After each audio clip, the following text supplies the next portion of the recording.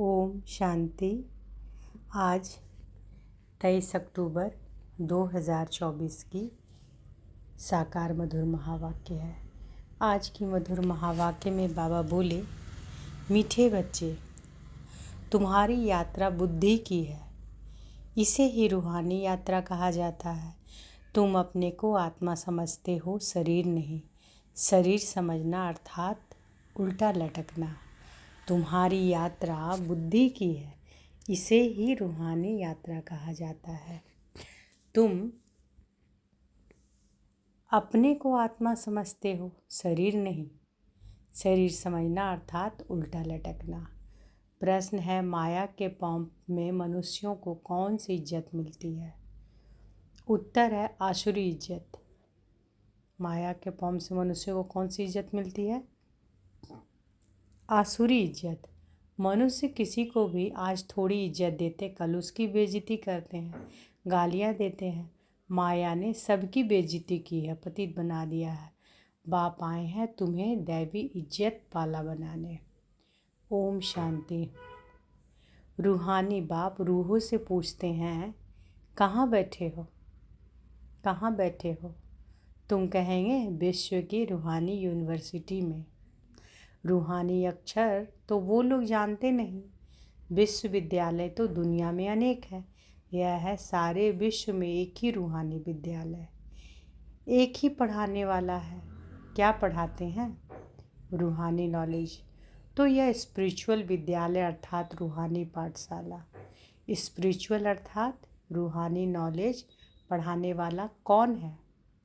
Spiritual अर्थात रूहानी knowledge पढ़ाने वाला कौन है? यह भी तुम बच्चे ही अभी जानते हो। रूहानी बाप ही रूहानी नॉलेज पढ़ाते हैं, इसलिए उनको टीचर भी कहते हैं। स्पिरिचुअल फादर पढ़ाते हैं। अच्छा, फिर क्या होगा? तुम बच्चे जानते हो कि इस रूहानी नॉलेज से हम अपना आदि सनातन देवी देवता धर्म स्थापन करते हैं। तो बाबा क्या बता रहे हैं कि तुम बच्चे जानते हो कि इस रूहानी नॉलेज से हम अपना आदि सनातन देवी देवता धर्म स्थापन करते हैं। एक धर्म की स्थापना, बाकी जो इतने सब धर्म है उनका विनाश हो जाएगा। इस स्पिरिचुअल नॉलेज का सब धर्मों से क्या ताल्लुक है, यह भी तुम अब जानते हो। एक धर्म की स्थापना इस रूहानी नॉलेज से होती है। यह लक्ष्मी नारायण विश्व के मालिक थे ना, उनको कहेंगे रूहानी दुनिया। तो बाबा क्या बता रहे हैं कि तुम बच्चे जानते हो कि इस रूहानी नॉलेज से हम अपना आदि सनातन देवी देवता धर्म स्थापन करते हैं। एक धर्म की स्थापना, बाकी जो इतने सब धर्म है उसका विनाश हो जाएगा। इस स्पिरिचुअल नॉलेज का सब धर्मों से क्या ताल्लुक, यह भी तुम अब जानते हो। एक धर्म की स्थापना इस रूहानी नॉलेज से होती है।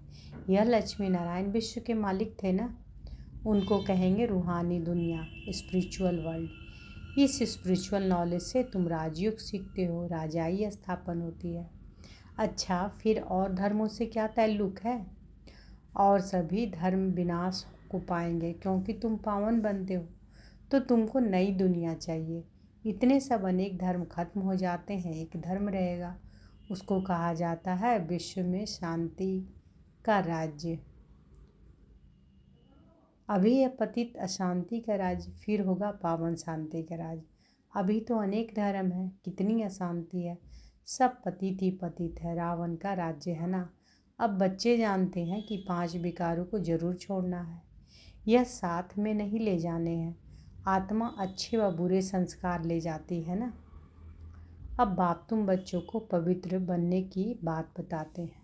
उस पावन दुनिया में कोई भी दुख होता नहीं। यह स्पिरिचुअल नॉलेज पढ़ाने वाला कौन है? कौन है स्पिरिचुअल नॉलेज पढ़ाने वाला? स्पिरिचुअल फादर, सभी आत्माओं का बाप। स्पिरिचुअल फादर क्या पढ़ाएंगे? Spiritual knowledge. इसमें कोई भी किताब आदि की दरकार नहीं, सिर्फ अपने को आत्मा समझ बाप को याद करना है, पावन बनना है। बाप को याद करते करते अंतमति सुगति हो जाएगी। यह है याद की यात्रा। यात्रा अक्षर अच्छा है, वह है जिस्मानी यात्राएं, यह है रूहानी। उसमें तो पैदल जाना पड़ता है, हाथ पांव चलाते हैं। इसमें कुछ नहीं, सिर्फ याद करना है। भल कहाँ भी घूमो फिरो उठो बैठो, अपने को आत्मा समझ बाप को याद करो। तो बाबा क्या बता रहे हैं कि वो यात्राएं जो करते हैं वो जिस्मानी यात्राएं, उसमें तो पैदल चलना पड़ता है, हाथ पांव चलाना होता है। लेकिन यहाँ इस रूहानी यात्रा में क्या बोल रहे हैं बाबा कि भल कहीं घूमो फिरो, लेकिन अपने को क्या समझना है, आत्मा समझ बाप को याद करना है। डिफ़िकल्ट बात नहीं, सिर्फ याद करना है। यह तो रियलिटी है ना। आगे तुम उल्टे चल रहे थे, अपने को आत्मा के बदले शरीर समझना, इसको कहा जाता है उल्टा लटकना। तो उल्टा लटकना किसको बता रहे हैं बाबा? उल्टा लटकना अर्थात कि अपने को आत्मा ना समझ शरीर समझना, है ना। तो बाबा कहते हैं कि अपने को आत्मा के बदले शरीर समझना, इसको कहा जाता है उल्टा लटकना। अपने को आत्मा समझना यह है सुल्टा। अल्लाह जब आते हैं तब आकर पावन बनाते हैं। अल्लाह की पावन दुनिया है, रावण की पतित दुनिया है। देह अभिमान में सभी उल्टे हो गए हैं। अब एक ही बार देही अभिमानी बनना है। तो तुम अल्लाह के बच्चे हो, अल्लाह हूँ नहीं कहेंगे। अंगुली से हमेशा ऊपर की तरफ इशारा करते हैं तो सिद्ध होता है कि अल्लाह वह है। तो यहाँ ज़रूर दूसरी चीज़ है, हम उस अल्लाह बाप का बच्चा हूँ, हम भाई भाई हैं। अल्लाह हूँ कहने से फिर उल्टा हो जाएगा कि हम सब बाप हैं, परंतु नहीं, बाप एक है, उनको याद करना। अल्लाह एवर प्योर है, अल्लाह खुद बैठ पढ़ाते हैं। थोड़ी सी बात में मनुष्य कितना मूंझते हैं। शिव जयंती भी मनाते हैं ना। तो जैसे बाबा क्या बोल रहे हैं कि जब अपने आप को शरीर समझते हैं तो उसको क्या बोलते हैं, उल्टा लटकना। लेकिन अपने को आत्मा समझना यानी सुल्टा। बाबा कहते हैं कि अल्लाह जब आते हैं तब आकर पावन बनाते हैं। अल्लाह की पावन दुनिया, रावण की क्या है, पतित दुनिया। देह अभिमान में सभी उल्टे हो गए हैं। अब एक ही बार देही अभिमानी बनना है। तो बाबा कहते हैं कि तुम हो किसके, अल्लाह के बच्चे, है ना। अल्लाह हूँ जो कहा जाता है ना, वो ऐसे नहीं करना। बाबा कहते हैं कि अंगुली से हमेशा ऊपर की तरफ इशारा करते हैं तो सिद्ध होता है कि अल्लाह वह हैं। तो यहाँ ज़रूर दूसरी चीज़ है, हम उस अल्लाह बाप का बच्चा हूँ, हम भाई भाई हूँ। अल्लाह कहने से, अल्लाह हूँ कहने से फिर उल्टा हो जाएगा, यानी कि हम सब बाप हैं। मतलब अल्लाह हूँ यानी सारे के सारे अल्लाह हो गए, तब तो सारे बाप हो जाएंगे। वही बाबा कह रहे कि अगर अल्लाह हूँ कहेंगे तो सारे के सारे बाप हो जाएंगे। उनको याद करना है। अल्लाह एवर प्योर है, अल्लाह खुद बैठ पढ़ाते हैं। थोड़ी सी बात में मनुष्य कितना मूंझते हैं। शिव जयंती भी मनाते हैं ना। श्री कृष्ण है स्वर्ग का पहला राजकुमार, यह बेहद का बाप, इनको राज्य भाग देते हैं। बाप जो नई दुनिया स्वर्ग स्थापन करते हैं उसमें श्री कृष्ण नंबर 1 प्रिंस है। बाप बच्चों को पावन बनने की युक्ति बैठ बताते हैं। बाबा क्या बताते हैं, बच्चों को पावन बनने की युक्ति बैठ बताते हैं। बच्चे जानते हैं कि स्वर्ग जिसको बैकुंठ विष्णुपुरी कहते हैं वह पास्ट हो गया है, फिर फ्यूचर होगा। चक्र फिरता रहता है ना। यह ज्ञान अभी तुम बच्चों को मिलता है, यह धारण कर और फिर कराना है। हर एक को टीचर बनना है। ऐसे भी नहीं कि टीचर बनने से लक्ष्मी नारायण बनेंगे, नहीं, टीचर बनने से तुम प्रजा बनाएंगे। तो बाबा क्या कह रहे हैं कि ऐसा भी नहीं है कि अगर टीचर बन जाते हो तो लक्ष्मी नारायण बन जाएंगे, लेकिन टीचर बनने से क्या होगा कि तुम प्रजा बनाएंगे। जितना बहुतों का कल्याण करेंगे उतना उच्च पद पाएंगे, स्मृति रहेगी। बाप कहते हैं कि ट्रेन में भी आते हो तो बैच पर समझाओ। बाप पतित पावन लिबरेटर है, पावन बनाने वाला है। बहुतों को याद करना पड़ता है। जानवर, हाथी, घोड़े आदि कच्छ मच्छ को भी अवतार कह देते हैं। उनको भी पूछते रहते हैं, समझते हैं कि भगवान सर्वव्यापी अर्थात सब में है। सबको खिलाओ। अच्छा, कन कन में भगवान कहते हैं, फिर उनको कैसे खिलाएंगे? बिल्कुल ही समझ से जैसे बाहर है। लक्ष्मी नारायण आदि देवी देवताएं थोड़े ही यह काम करेंगे। चींटियों को अन्न देंगे, फलाने को देंगे। तो बाप समझाते हैं कि तुम हो रिलीजो पॉलिटिकल, तुम जानते हो कि हम धर्म स्थापन कर रहे हैं, राज्य स्थापन करने के लिए मिलिट्री रहती है, परंतु तुम हो गुप्त। तुम्हारी यह है स्पिरिचुअल यूनिवर्सिटी। सारी दुनिया के जो भी मनुष्य मात्र हैं इन सब धर्मों से निकल अपने घर जाएंगे, आत्माएं चली जाएंगी। वह है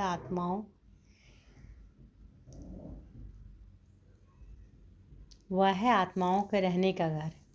अभी तुम संगम युग पर पढ़ रहे हो, फिर सतयुग में आकर राज्य करेंगे और कोई धर्म नहीं होगा। गीत में भी है ना कि बाबा आप जो देते हैं हो और कोई न दे सके। सारा आसमान सारी ही धरनी तुम्हारी रहती है, सारे विश्व के मालिक तुम बन जाते हो। यह भी अभी तुम समझते हो। नई दुनिया में यह सभी बातें भूल जाएंगे। इसको कहा जाता है रूहानी स्पिरिचुअल नॉलेज। तुम बच्चों की बुद्धि में है कि हम हर 5000 वर्ष बाद राज्य लेते हैं, फिर गंवाते हैं। यह 84 का चक्र फिरता ही रहता है। तो पढ़ाई पढ़नी पड़े तभी जा सकेंगे ना। पढ़ेंगे नहीं तो नई दुनिया में जा नहीं सकेंगे। वहाँ का तो लिमिटेड नंबर है, नंबरवार पुरुषार्थ अनुसार वहाँ जाकर पद पाएंगे। इतने सब तो पढ़ेंगे नहीं। अगर सभी पढ़े तो फिर दूसरे जन्म में राज्य भी पावे। पढ़ने वालों की लिमिट है। सतयुग त्रेता में आने वाले ही पढ़ेंगे। तुम्हारी प्रजा बहुत बनती रहती है। देरी से आने वाले पाप तो भस्म कर ना सके। पाप आत्माएं होंगी तो फिर सजाए खाकर बहुत थोड़ा पद पा लेंगे, बेइज्जती होगी। जो भी माया की बहुत इज्जत वाले हैं, जो अभी माया की बहुत इज्जत वाले हैं, वह बेइज्जत बन जाएंगे। यह है ईश्वरीय इज्जत और वह है आसुरी इज्जत। ईश्वरीय अथवा दैवी इज्जत और आसुरी इज्जत में रात दिन का फर्क है। तो बाबा क्या समझा रहे हैं? बाबा क्या बोल रहे हैं कि पढ़ेंगे नहीं तो नई दुनिया में जा नहीं सकेंगे, है ना। और वहाँ का तो लिमिटेड नंबर है, नंबरवार पुरुषार्थ अनुसार वहाँ जाकर पद पाएंगे। इतने तो सब नहीं पढ़ेंगे। अगर सभी पढ़े तो फिर दूसरे जन्म में, अगर सभी पढ़े तो फिर दूसरे जन्म में राज्य भी पावे। पढ़ने वालों की लिमिट है। सतयुग त्रेता में आने वाले ही पढ़ेंगे। तुम्हारी प्रजा बहुत बनती रहती है। देरी से आने वाले पाप तो भस्म कर ना सके। देरी से जाएंगे उनका पाप तो भस्म नहीं हो सकेगा। पाप आत्माएं होंगी तो फिर सजाए खाकर बहुत थोड़ा पद पा लेंगी, बेइज्जती होगी। जो अभी माया की बहुत इज्जत वाले हैं वह बेइज्जत बन जाएंगे। यह है ईश्वरीय इज्जत, वह है आसुरी इज्जत। ईश्वरीय अथवा दैवी इज्जत और आसुरी इज्जत में रात दिन का फर्क है। हम आसुरी इज्जत वाले थे, अब फिर दैवी इज्जत वाले बने हैं। आसुरी इज्जत से बिल्कुल बेघर बन जाते हो ना। यह है कांटों की दुनिया। तो बेइज्जती हुई ना, फिर कितनी इज्जत वाले बनते हो। यथा राजा रानी तथा प्रजा। बेहद का बाप तुम्हारी इज्जत बहुत उच्च बनाते हैं।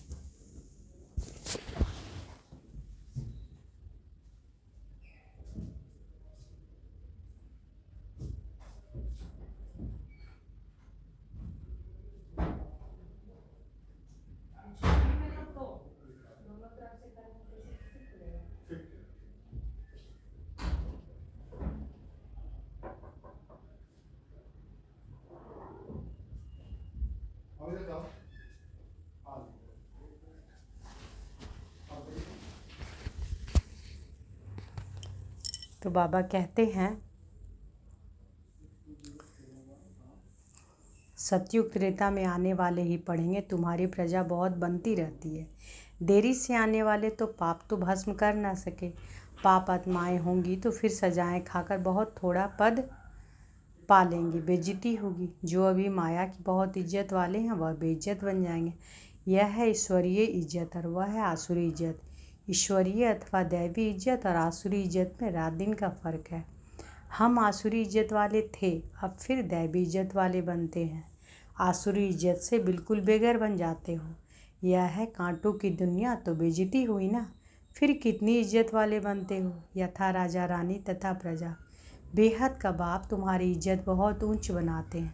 तो इतना पुरुषार्थ भी करना है। सब कहते हैं कि हम अपनी इज्जत ऐसी बनावें, अर्थात नर से नारायण, नारी से लक्ष्मी बन जाएं। इनसे ऊंची इज्जत कोई की है नहीं। कभी भी कथा भी नर से नारायण बनने की सुनते हैं। अमर कथा, तीजरी की कथा, यह एक ही है। यह कथा अभी ही तुम सुनते हो। तुम बच्चे विश्व के मालिक थे, फिर 84 जन्म लेते नीचे उतरते आए हो। फिर पहला नंबर का जन्म होगा। पहले नंबर जन्म में तुम बहुत उच्च पद पाते हो। राम इज्जत वाला बनाते हैं, रावण बेइज्जतवान बना देते हैं। राम कौन है? बाबा ना, परमात्मा ना। तो राम इज्जत वाला बनाते हैं, रावण बेइज्जतवाना बना देता है। इस नॉलेज से तुम जीवन मुक्ति के पाते हो। आधा कल्प रावण का नाम नहीं रहता है। यह बातें अभी तुम बच्चों की बुद्धि में आती है, सो भी नंबरवार। कल्प ऐसे ही तुम नंबरवार पुरुषार्थ अनुसार समझदार बनते हो। माया गफलत कराती है। बेहद के बाप को याद करना ही भूल जाते हैं। भगवान पढ़ाते हैं, वह हमारा टीचर बना है, फिर भी एब्सेंट रहते हैं, पढ़ते नहीं हैं। दर धक्के खाने की आदत पड़ी हुई है। पढ़ाई पर जिनका ध्यान नहीं रहता है तो उनको फिर नौकरी में लगा देना होता है। धोबी आदि का काम करते हैं, उसमें पढ़ाई की क्या दरकार है। व्यापार में मनुष्य मल्टी मिलीनियर बन जाते हैं। नौकरी में इतना नहीं बनेंगे, उसमें तो फिक्स पगार मिलेगी। अब तुम्हारी पढ़ाई है विश्व की बादशाही के लिए। यहाँ कहते हैं ना कि हम भारतवासी हैं, पीछे फिर तुमको कहेंगे विश्व के मालिक। वहाँ देवी देवता धर्म के सिवाय दूसरा कोई धर्म होता नहीं। बाप तुमको विश्व का मालिक बनाते हैं तो उनकी मत पर चलना चाहिए। कोई भी विकार का भूत नहीं होना चाहिए। ये भूत बहुत खराब है। कामी की हेल्थ बिगाड़ती रहती है, ताकत कम हो जाती है। इस काम विकार ने तुम्हारी ताकत बिल्कुल ख़त्म कर दी है। नतीजा यह हुआ कि आयु कम होती गई है। भोगी बन पड़े हो। कामी, भोगी, रोगी सब बन जाते हैं। वहाँ विकार होता नहीं। तो योगी होते हैं, सदैव तंदुरुस्त, और आयु भी 150 वर्ष होती है। कहाँ की बात बाबा कह रहे हैं? स्वर्ग की। वहाँ काल खाता नहीं। इस पर एक कथा भी बताते हैं। कोई से पूछा गया पहले सुख चाहिए या पहले दुख चाहिए, तो उनको कोई ने इशारा दिया, बोला पहले सुख चाहिए, क्योंकि सुख में चले जाएंगे तो वहाँ कोई काल आएगा नहीं, अंदर घुस न सके। एक कथा बना दी है। बाप समझाते हैं कि तुम सुखधाम में रहते हो तो वहाँ कोई काल होता नहीं, रावण राज्य ही नहीं। फिर जब भिखारी बनते हो तो काल आता है। कथाएं कितनी बना दी है। काल ले गया, फिर यह हुआ। ना काल देखने में आता है, ना आत्मा दिखाई पड़ती है। इनको कहा जाता है दंत कथाएं। कन रस की बहुत कहानियां हैं। अब बाप समझाते हैं कि वहाँ अकाले मृत्यु कभी होता नहीं। आयु बड़ी होती है और पवित्र रहते हैं। 16 कला, फिर कला कम होते होते एकदम 9 कला हो जाते हैं। मैं निर्गुण हारे में कोई गुण नहीं। एक निर्गुण संस्था भी बच्चों की है। कहते हैं कि हमारे में कोई गुण नहीं, हमको गुणवान बनाओ, सर्वगुण संपन्न बनाओ। अब बाप कहते हैं कि पवित्र बनना है, मरना भी है सबको। इतने ढेर मनुष्य सतयुग में नहीं होते, अभी तो कितने ढेर हैं। वहाँ बच्चा भी योग बल से होता है। यहाँ तो देखो कितने बच्चे पैदा करते रहते हैं। बाप फिर भी कहते हैं कि बाप को याद करो। वह बाप भी पढ़ाते हैं, टीचर पढ़ाने वाला याद पड़ता है। वह बाप ही पढ़ाते हैं, टीचर पढ़ाने वाला याद पड़ता है। तुम जानते हो कि शिव बाबा हमको पढ़ा रहे हैं, क्या पढ़ाते हैं वह भी तुमको मालूम है। तो बाप अथवा टीचर से योग लगाना है। नॉलेज बहुत ऊंची है। अभी तुम सबकी स्टूडेंट लाइफ है। ऐसी यूनिवर्सिटी कभी देखी जहाँ बच्चे, बूढ़े, जवान सब इकट्ठे पढ़ते हों? एक ही स्कूल, एक ही पढ़ाने वाला टीचर, और जिसमें ब्रह्मा स्वयं भी पढ़ता हो। वंडर है ना। शिव बाबा तुमको पढ़ाते हैं, या ब्रह्मा भी सुनते हैं। बच्चा चाहे बूढ़ा कोई भी पढ़ सकते हैं। तुम भी पढ़ते हो ना। यह नॉलेज अब पढ़ाना शुरू कर दिया है। दिन प्रतिदिन टाइम कम होता चला जाता है। अभी तुम बेहद में चले गए हो। जानते हो कि यह 5,000 वर्ष का चक्र कैसे पास हुआ? पहले एक धर्म था, अभी कितने ढेर धर्म है। अभी सॉवरेंटी नहीं कहेंगे, इनको कहा जाता है प्रजा का प्रजा पर राज। पहले पहले बहुत पावरफुल धर्म था, सारे विश्व के मालिक थे। अभी अधर्मी बन पड़े हैं, कोई धर्म नहीं है, सब में 5 विकार है। बेहद का बाप कहते हैं कि बच्चों अब धीरज धरो, बाकी थोड़ा समय तुम इस रावण राज्य में हो।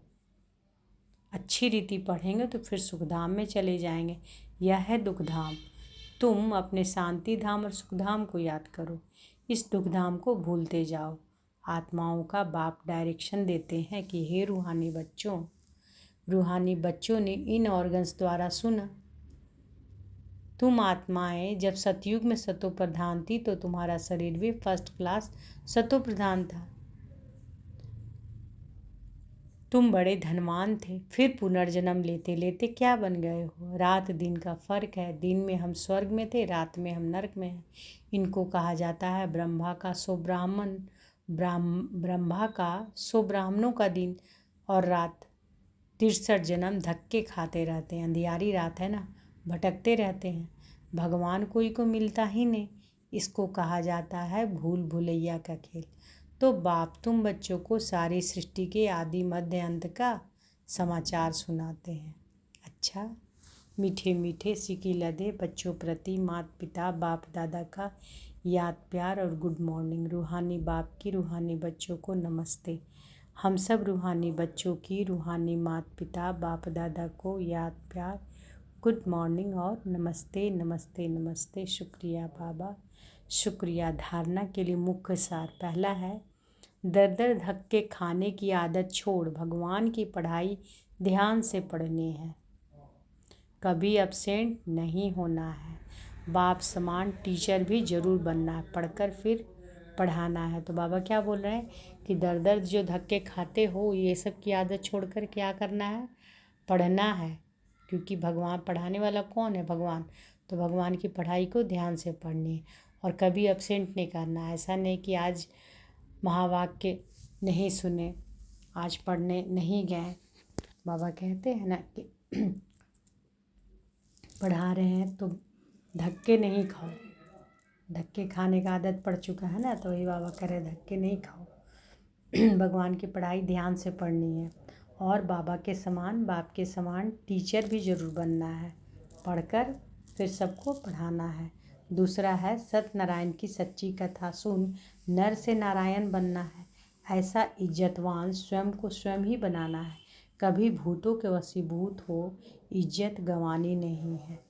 तो दूसरा बाबा क्या बोले कि सत्यनारायण की सच्ची कथा सुन नर से नारायण बनना है और ऐसी इज्जतवान स्वयं को स्वयं बनाना है। भूतों से वशीभूत, जो ये भूत कौन है? 5 विकार है ना, तो उस भूतों के वशीभूत होकर इज्जत गंवानी नहीं है।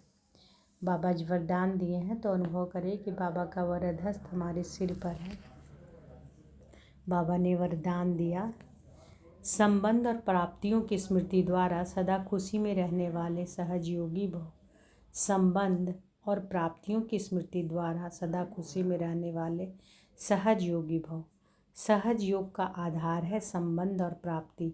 संबंध के आधार पर प्यार पैदा होता है और जहाँ प्राप्तियाँ होती हैं वहाँ मन बुद्धि सहज ही जाता है। मेरे तो संबंध में मेरेपन के अधिकार से याद करो, दिल से कहो मेरा बाबा, और बाप द्वारा जो शक्तियों का, ज्ञान का, गुणों का, सुख शांति आनंद प्रेम का खजाना मिला है उसे स्मृति में इमर्ज करो।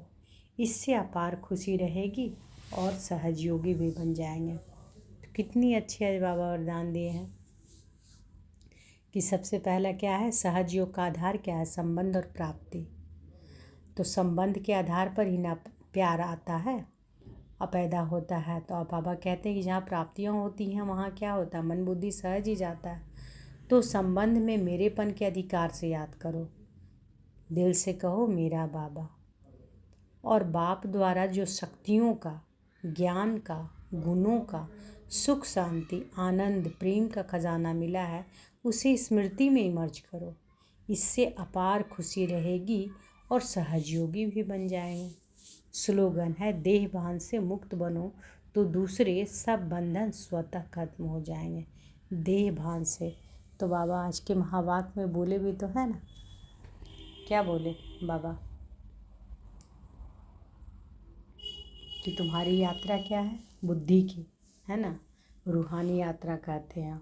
और अपने आप को क्या समझना है, आत्मा समझना है, शरीर नहीं। शरीर जब समझते हैं तभी तो उल्टा लटकना हो जाता है। तो अभी स्लोगन में भी बाबा क्या बोले, देह भान से मुक्त बनो। अपने आप को देह नहीं समझना है, क्या समझना, आत्मा समझना है। उससे मुक्त बनो तो तुम्हारे सब बंधन स्वतः खत्म हो जाएंगे।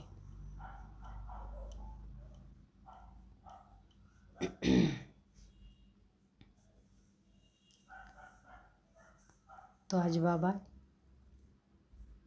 रूहानी यूनिवर्सिटी क्या क्या है और स्पिरिचुअल फादर कौन है, स्पिरिचुअल यूनिवर्सिटी किसको कहते हैं, सारी बातें बाबा बताए हैं, है ना। अच्छा, शुक्रिया बाबा, शुक्रिया। ओम शांति।